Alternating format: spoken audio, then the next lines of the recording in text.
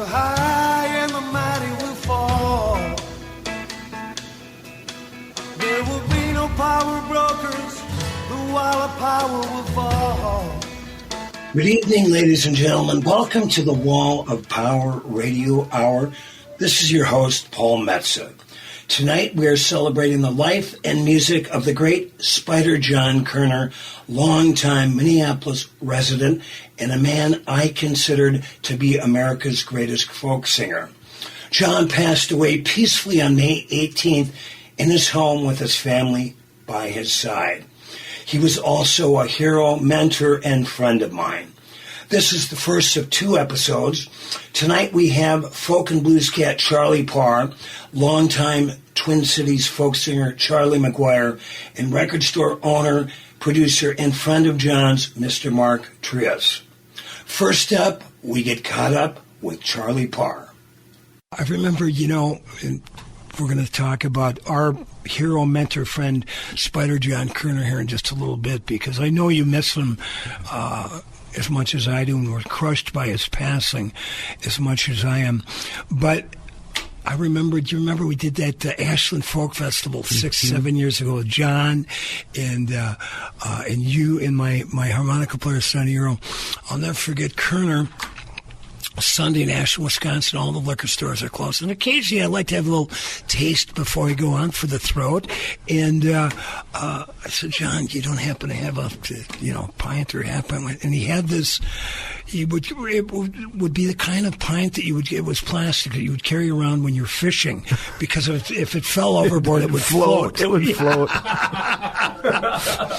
And so he gave me a shot, and it was, all I can remember, it was cheap brandy and some sort of like maraschino cherry juice. And I said, John, what is it? He goes, I call that the Lower Manhattan. Yeah, I know that one.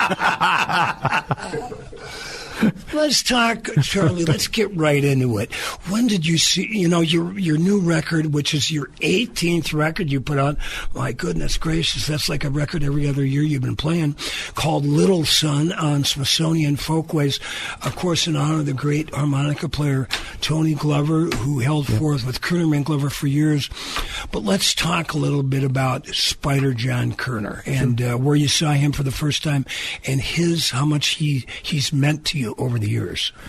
Well, I moved up to the Twin Cities from Austin, Minnesota, in the 80s. I dropped out of high school in 1981, and spent another year, I think, bumming around Austin before I just took off. I got a room in the West Bank, right behind the Mixed Blood Theater. Oh, sure, yeah. Rent at that time was around $60 a month for the nice room in the house, not the crappy one.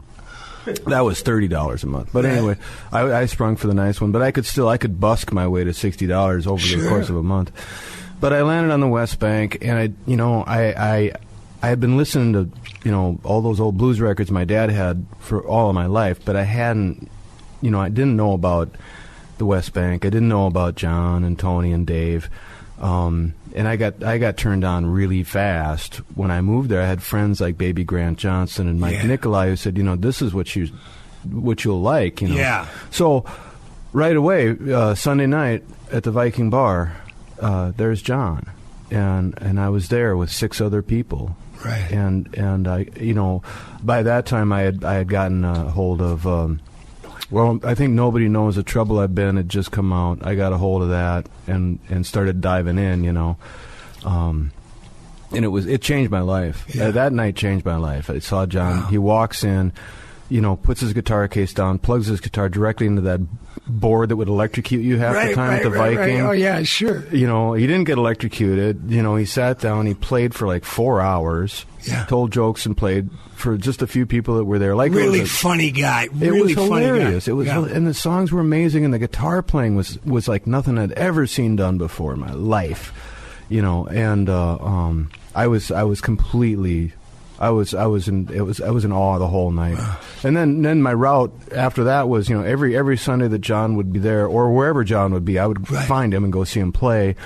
Thursdays, Dave and Tony were playing at the Times Bar on Nicollet. I'd go see them play. Friday night, Willie Murphy used to do those solo barrel house piano sets. Ooh, that's my favorite Willie Murphy stuff. I mean, I loved him. I loved his songwriting. I loved all of his records. He was one of the best bass players in the world. Absolutely. When he played with Willie and the Bees. But for me, Willie, to distill what sort of his soul brother number one was at the 400 bar at Cedar Riverside on that piano. And it was crowded. I would get a drink and find my way to that corner next to the jukebox. Oh, yeah. Because I could see the piano really clearly. I could hear everything. No one would really be bothering you. Sometimes Tony would show up and he would stand behind the bar and play harmonica. I was in heaven. It was just amazing. And then at that time anyway, through the 80s and the 90s, the West Bank, you could go down to the New Riverside Cafe and see Dakota Dave Hull or Phil Haywood. Right. Any number of people. Sean Blackburn. Yeah. You were playing around. It was just like Cats on the Stars. We did 4 years of Tuesdays at the 400 bar, which is right in the corner. And then occasionally it was funny because I think we were making $150. It's good money for three guys, free drinks. So we turned it into a $300 gig like in the blink of an eye. Right. But occasionally we would take the tip jar and we'd run it up to Palmer's after we'd had a couple and run it around the bar. And people put money in, and finally somebody say, "Where's the band?" And we go, "At the 400. See you later." Now I never thought of that's a good idea. We used to play at the Viking every Tuesday for a while. And we used to have, it was a regular occurrence. Someone would, they'd pass the tip jar, they'd bring it back up to the stage, they'd put it down, and then someone else would grab it and just walk out the front door with it. It's the West Bank, whatever you needed was there to be had. Right. So you got to start to listen to John back then. The night at the Viking had changed your life. Years later, I have to say, Charlie, I mean, I remember the first time I saw John Koerner at Palmer's Bar. Now, I had Spider Blues back in about 72 or 73, and that cool picture of him on the cover with the shades, the Ray-Bans, and the cigar. Yeah. And then when I moved down to Minneapolis, 77 or 78, you'd hang out at Palmer's, and there was Dave Ray, there was Bill Hinckley, there was Judy Larson, there was Spider John Koerner. So I walked up to him one day, sat at the bar, offered to buy him a beer and a bump, and thinking about the record he did with Willie Murphy, the great Run and Jump and Standing Still, which your new record, Little Son, reminds me a lot of, by the way.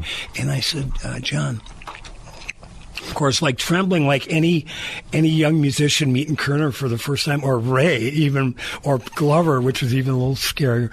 But I said, John, are you ever gonna play with a band again? And he goes, he pauses and he says, anybody can play with me, he said, but I can't play with anybody else.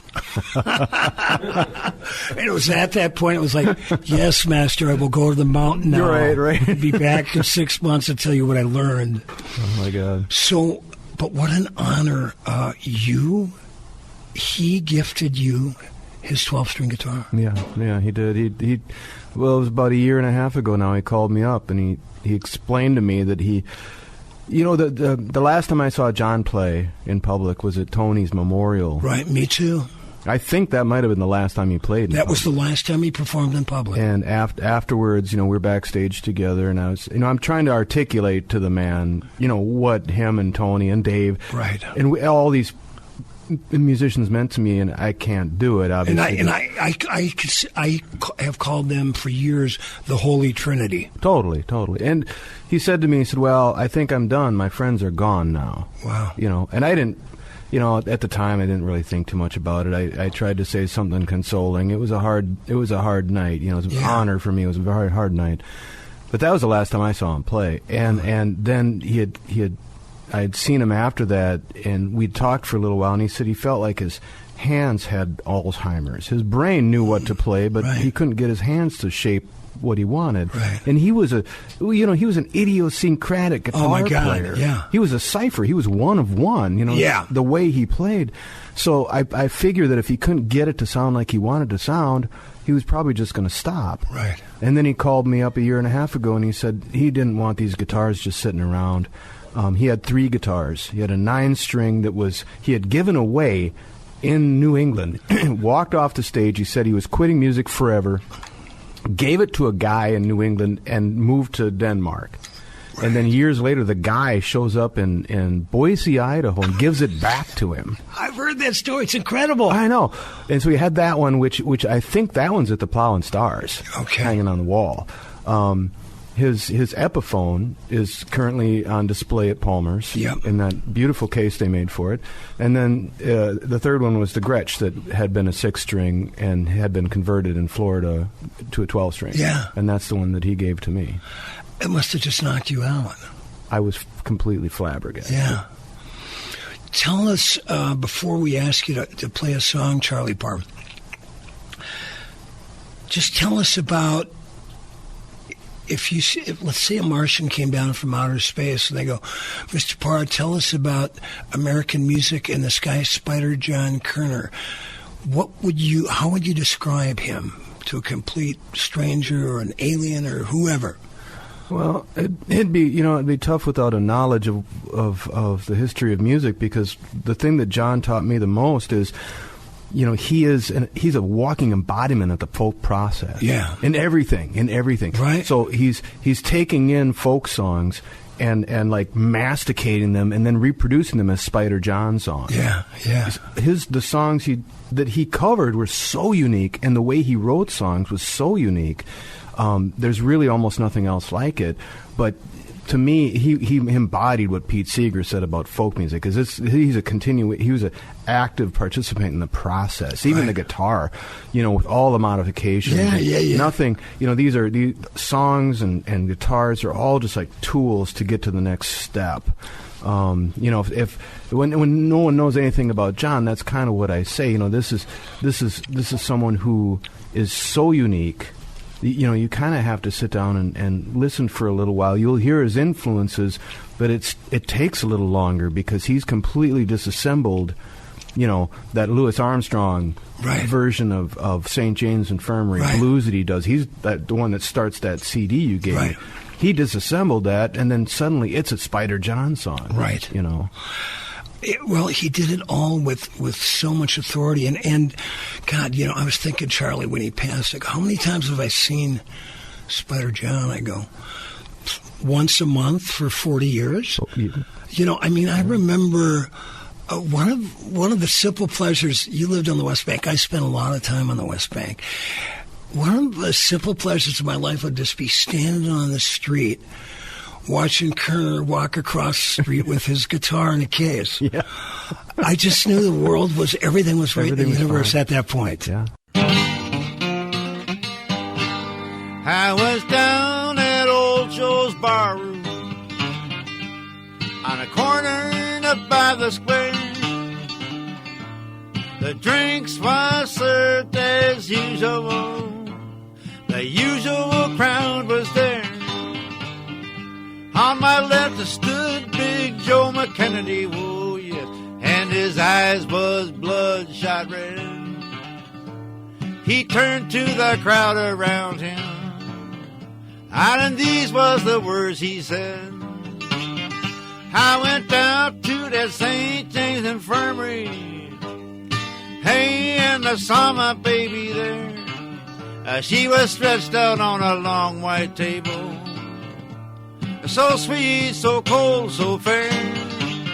Let her go, God bless her. Wherever she may be, she can search this whole wide world over. She will never find another man like me. When I die, please won't you bury me in my high top of Stetson hat. Put a $20 gold piece on my watch chain, so the gang will know I died standing pat. 6 gamblers to carry my coffin, a pretty girl to sing me a song, a boogie band a riding on the wagon to play as we roll along. Hanging out as she heard my story. Won't you give me another shot of booze? If anybody happens to ask you, tell them I got them gambler's blues. Let her go, God bless her. Wherever she may be, she can search this whole wide world over. She will never find another man like me.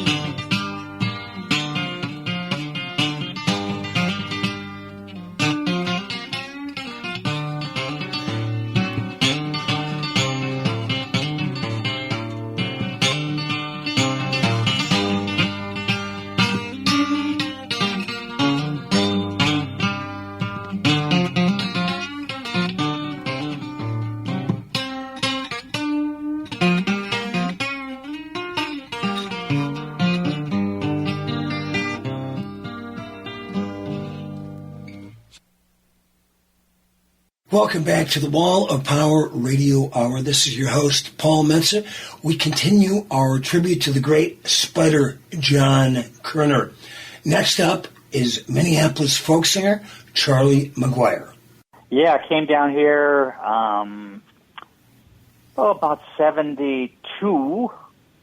And, people then on the West Bank, you were in the club as soon as they knew. As soon as you stood on the stage at the Riverside Cafe, Right. It was Bill Hinckley and Judy Larson that got me on their stage, saying, "Oh boy, you got to hear this Charlie Maguire. He came to town, and boy, he's got some great songs." And oh, gee, it was embarrassing, but they're beautiful. They're beautiful people. But the thing that I wanted to mention about the boys is that they were in the audience, from like my second time on stage.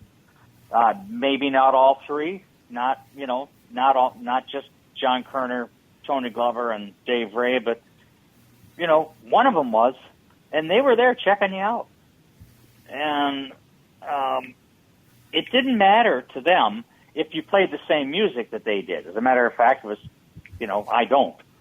But the fact that you were plying your trade, the fact that you were pushing your limits, the fact that you were trying to be an artist and a musician and a songwriter, that's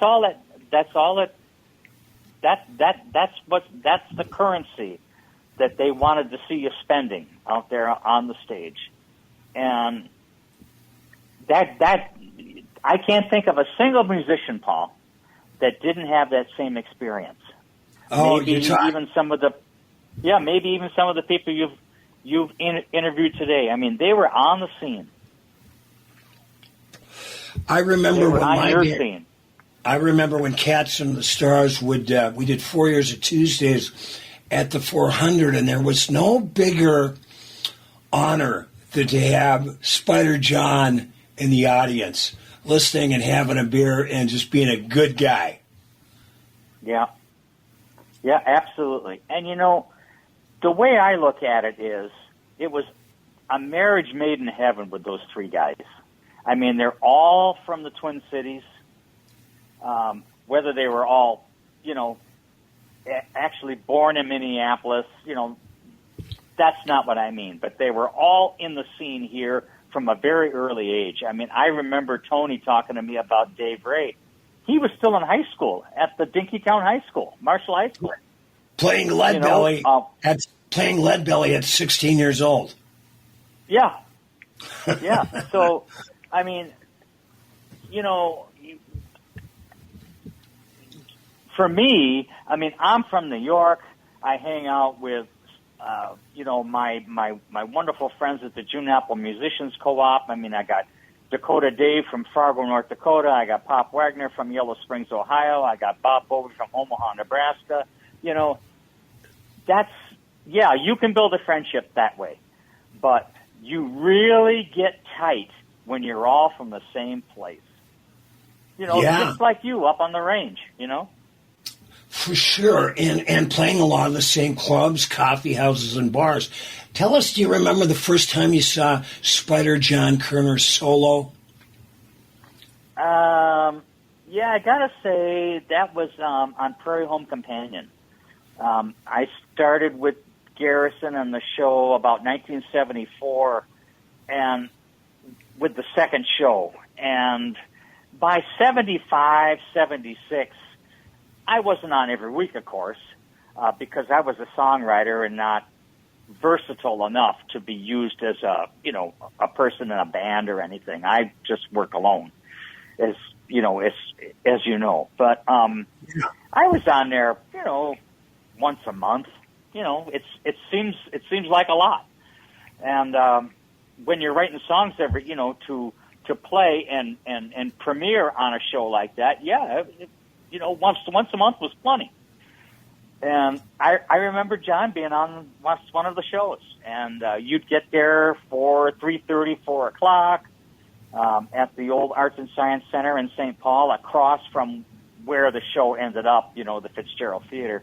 Sure. And you'd be there and running through the rehearsals, and I remember one time John turned to me in the green room and he said, "Oh, gee, I can't go on stage with these shoes." And I looked down and John's wearing his regular, work boots, the 6-inch leather work boots like he always wore. The Red Wings. I got to do something about these shoes. Yeah. He says, "I got to do something about these shoes." And I said, "All right." And he pulled out a can of mink oil.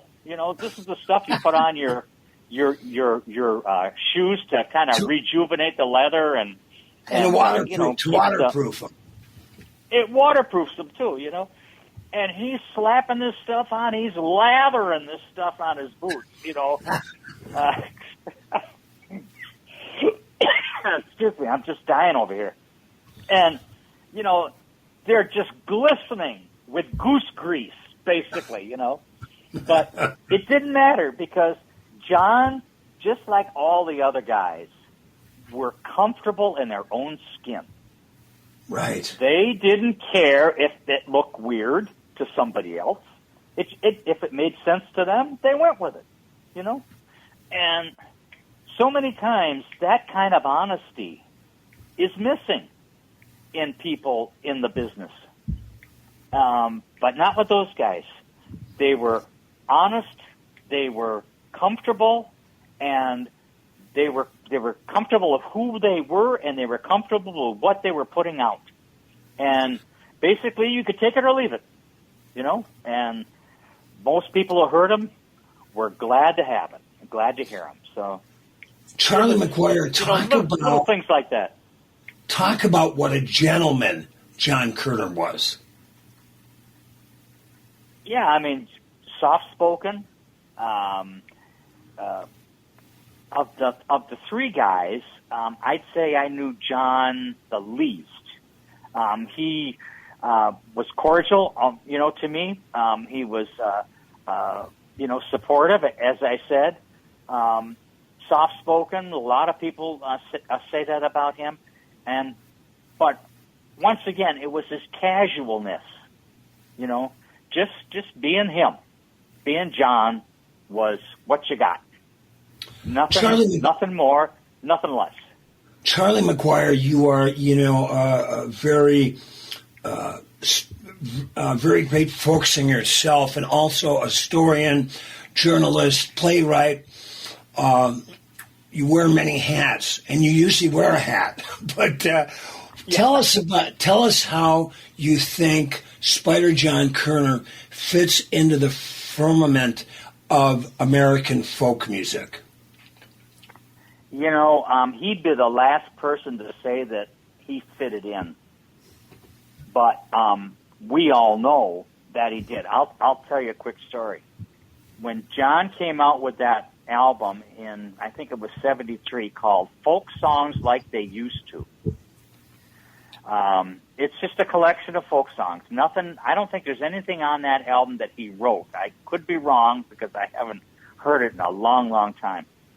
But that album, I'm telling you, Paul, made the rounds. So one day, I'm sitting in Lee Hayes' house in Croton-on-Hudson, New York. Lee Hayes. And tell people who Lee Hayes is. Yeah. Lee Hayes was a member of the Weavers. He was a running buddy with Woody Guthrie.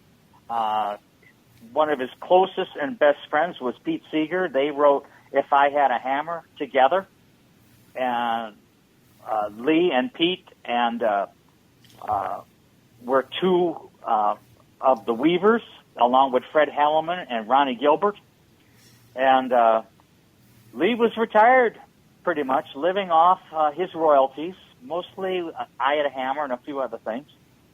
Probably about age 60. His health wasn't that great, but his house was open. You know, if you knew where he lived and you were into folk music, that's where you went.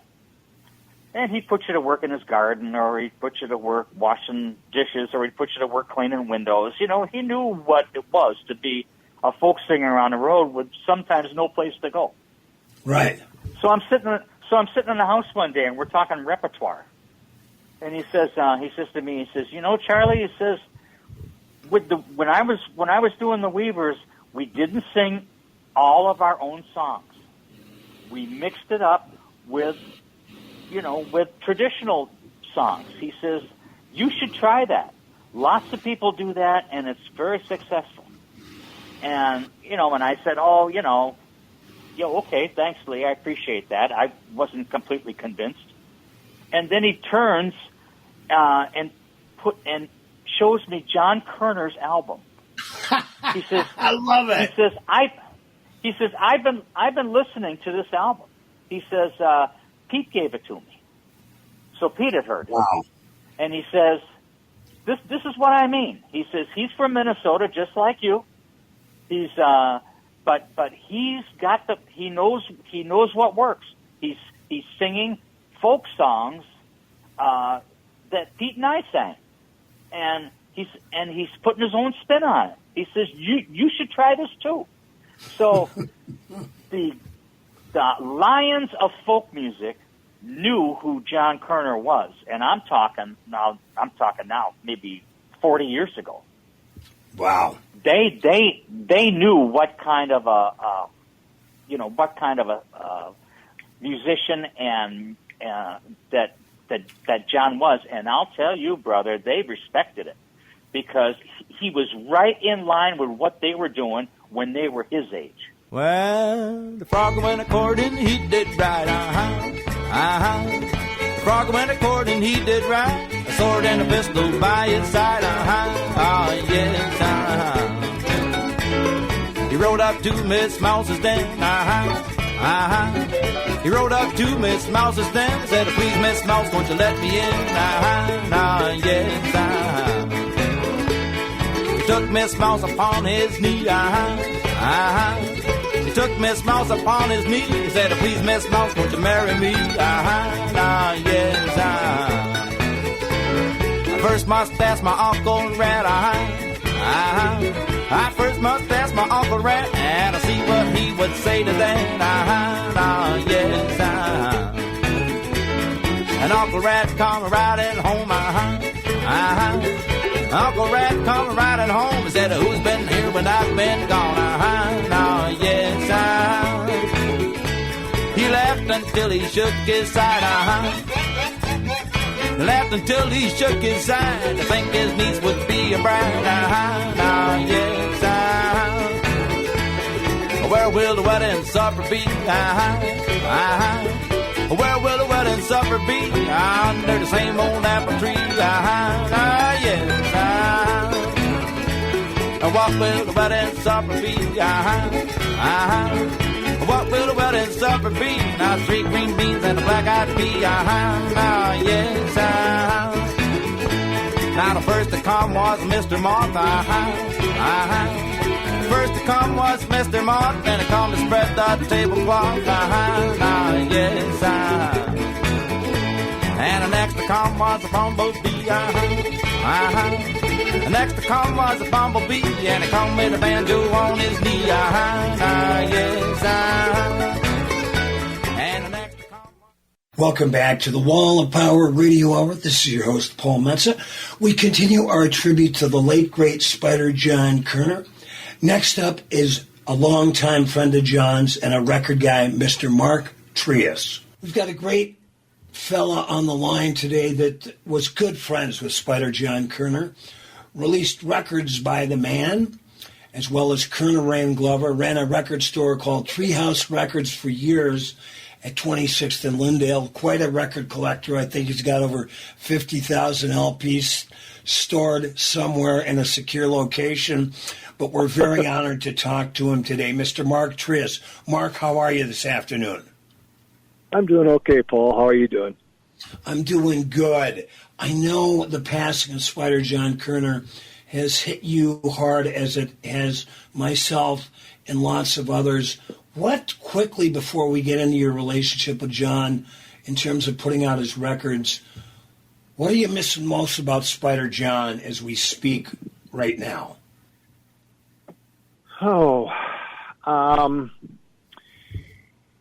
It's hard to put into words, but his just his presence in the Twin Cities and around town, in all the years that I've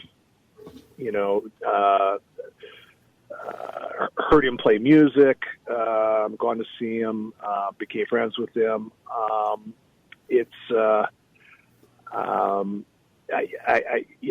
To me, he's kind of a yardstick of sorts for, my love of music, being, defining me as someone who lives in the Twin Cities. I'm feeling very inarticulate at the moment, but I can only say that, I just miss his presence. I'm kind of at a loss for words right now, Paul. Well, he's, I describe him in my many conversations since he's passed as both a gentleman and a gentleman. He was just such a great guy to have a beer with or hang out with or a cup of coffee or share lunch. He was just really a sweet guy. Yeah.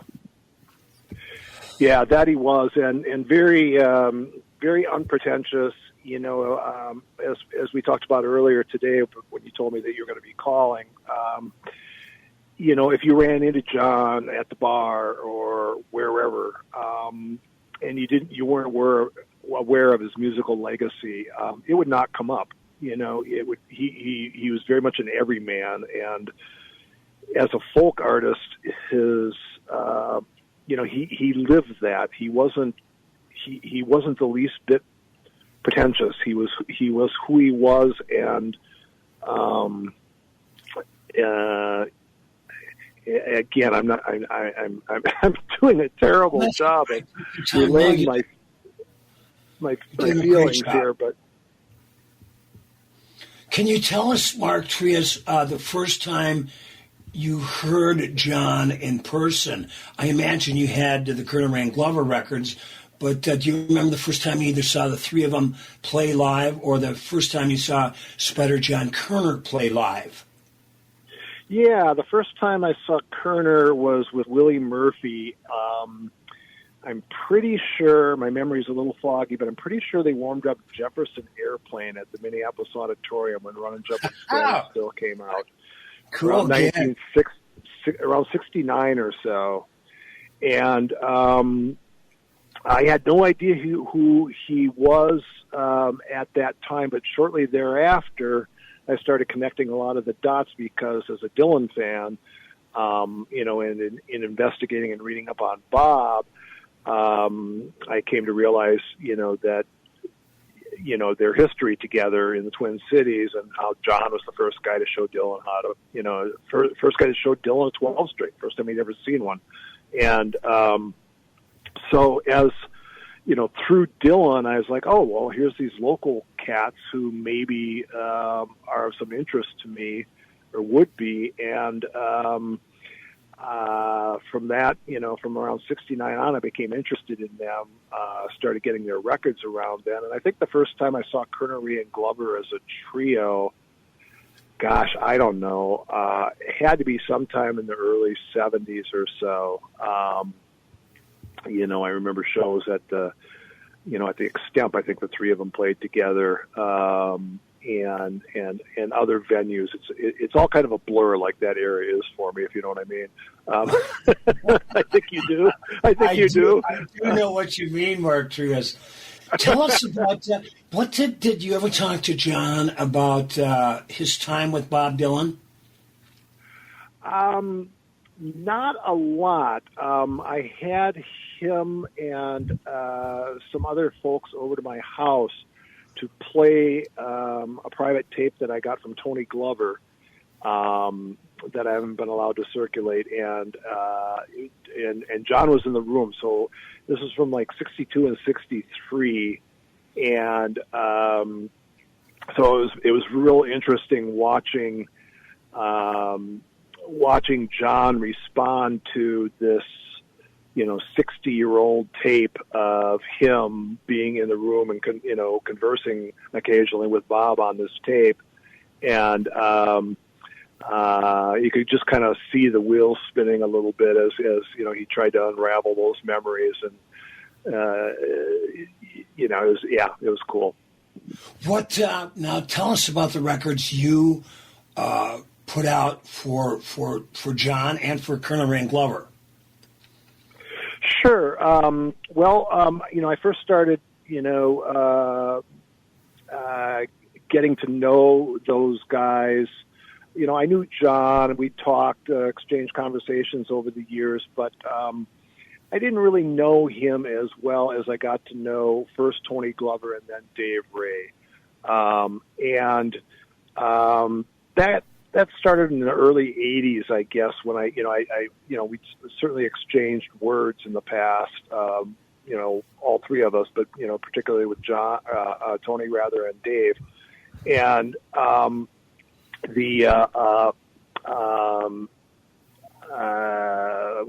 me see, I'm losing my train of thought here. Records you did with Koerner and Glover and John Koerner. My records. Yeah. So, as I got to know Tony, and I would go and see he and Dave play, and this was a fairly low point of their visibility and career, I would say, as an acoustic entity, because they would play in the basement at St. Anthony, Maine, and this is like 86, 87, and I remember, and we taped the show. Stefan Kren brought his portable gear down there, and that all started because Tony was in my record store, and I'd seen those shows, and Tony told me they were going to wrap it up because they weren't well attended. And I said, well, gosh, we should tape a show for posterity and maybe make a record. And he, much to my surprise, because I thought those guys were way out of my league, he and Dave got very excited about it, and that, and so I put out a record called Legends in Their Spare Time on my Treehouse label. And that was recorded live at St. Anthony, Maine. And you can tell not many people are in the audience, because sometimes after the songs you hear like a solitary hand clap or two. But anyway, one thing led to another where although these records didn't come out on my label, I produced two for Dave Ray and Tony Glover for Rough Trade. Well, first one was for Rough Trade, and that was called Ashes of My Whiskey, and I believe that was around 89 or so. And then another one called Picture Has Faded. And those came about because, the Rough Trade thing came about because Lucinda Williams had been in my record store and was combing through the records and saw the Koerner and Glover section. She goes, "Oh, Koerner and Glover, I love these guys. I grew up with them." And I said, "Oh, really?" And I said, "Well, I know those cats, and they're still around, still knocking around." And she said, "Do you think they want to come see my show tonight?" And Tony elected to go down there. I told him to bring his harp, and he says, "You better not let me embarrass myself here," because he had no idea who Lucinda was. And so he got up, and it was Lucinda and Oscar was on guitar, and I was, as per Peter Jesperson's idea. Tony got up for the encore and started playing harp, and then they just started doing all these blues things, Memphis Minnie and Little Son Jackson, and Lucinda and Tony just really hit it off. So getting back to the story about how the records came about, Lucinda came back to town, and Robin Hurley, who was the American A&R guy for Rough Trade, flew in for the show because Lucinda got popular here virtually, before she exploded. She became popular here largely as a result of Peter Jesperson's fandom and Steve McClellan flying her into town. So Robin flew in for the show, and Ray and Glover warmed up, and Lucinda's like, "You got to catch these guys." And then Robin offered him a deal on the spot, and at that time they were going to do another record for me. And Tony and Dave rather said, we're getting away from Koerner here, but it's all right. Yeah, but they're like, well, we were going to do the record with you, but how about you produce it and we'll give you a share of the royalties. And I was just, what a generous thing. So that's how those records came about. But then getting back to Koerner, I produced a reunion record called One Foot in the Groove that we recorded at Bryant Lake Bowl, and selected the best songs from, and that came out on a label called Pin Kerr Records, and that label went belly up like the week that record was released. It was just a disaster, in terms of distribution, and so. But Mark didn't have a nice blurb on that record from Bob Dylan himself. Yeah. I'm friendly with Bob's manager, Jeff Rosen, and I thought, well, it's not going to hurt to try. So I sent a copy of the performance of the record before it came out to Jeff, and then another copy for Bob. And I said, pass this on to Bob, see if he'd be willing to make a comment for publicity purposes. And Jeff says, well, he doesn't normally do these kinds of things. And I said, yeah, I know, but what the heck, at least you'll get to hear it. 2 weeks later, Jeff calls me and says, hey, I got a quote for you. And I remember the quote exactly. Bob said, amazing, exactly like you'd think it would be every time they play The Stars Shine. Mark Trehus, we've got about 1 minute left. Why don't you tell us, how would you describe how Spider John Koerner fits into the American history of American folk music and rock and roll? That's a great question. I've always maintained that John is one of the preeminent folk artists in America. And other than, Ramblin' Jack Elliott, who, as far as I know, is still with us, I always considered him and John like the two most important purveyors of American folk music in the country. And John, in particular, as a Minnesotan, and John has spent most of his life here, he added his own. There's nobody like John. Nobody played guitar like him. Nobody sang like him. Nobody had a presence like him. He brought something to those songs that was entirely his own, singular, and nobody can copy it. Charlie Parr does a darn fine job, but there'll never be anybody like Spider John Koerner. He and with all respect to the obituaries that have been done about him that refer to his influence on Dylan and how Bowie and John Lennon and whatnot were friends or fans, nobody's talking about what a great artist John was. John was an incredible artist. He's an icon of American folk music and a hero of mine, and I'm just so proud to have worked with him and put out records by him and become his friends. I'm going to miss him greatly, as I know you will too, Paul. Thank you very much, Mark Trehus. I look forward to seeing you, and I'm going to pick up those. Save a disc of all of those that I don't have. I'll buy them when I see you. But thanks for your time this evening, and God bless you who were able to have so much time with the great Spider John Koerner, Mark Trehus. Thank you again. Thank you so much for inviting me on your show, Paul. Love you, buddy. Love you too, brother. Thank you. Bye-bye. Thanks for listening to the Wall and Power Radio Hour. Next week, we are also going to have the second episode in our tribute to the late, great Spider John Koerner. This episode is brought to you today by Grumpy's Northeast and Palmer's Bar on Cedar Avenue, who will be hosting a potluck starting at 5 p.m. after Spider John's celebration of life at the Caboose Bar on Sunday, June 23rd. We'd also like to thank Wooley's American Guitars, selling used and new guitars and amps in their new location by the Como Zoo. Find them at Wooley'sAmericanGuitars.com. We'd also like to thank Hi-Fi Hair and Music, Lousy Service, Mediocre Hair, and Loud Music. They're located right by Loring Park. Thanks for the support. You can follow me at paulmetsa.com. Once again, the celebration of life for Spider John Koerner will be Sunday, June 23rd at the Caboose Bar on the West Bank, starting at 1 p.m.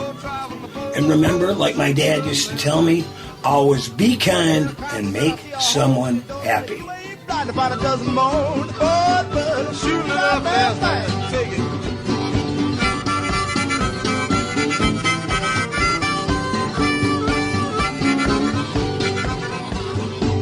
Billy Owens have told his wife to do something wrong, but it run for the lives of the boys. Well, shooting it up that thing. Well, they took him all away, now I put him in the jail.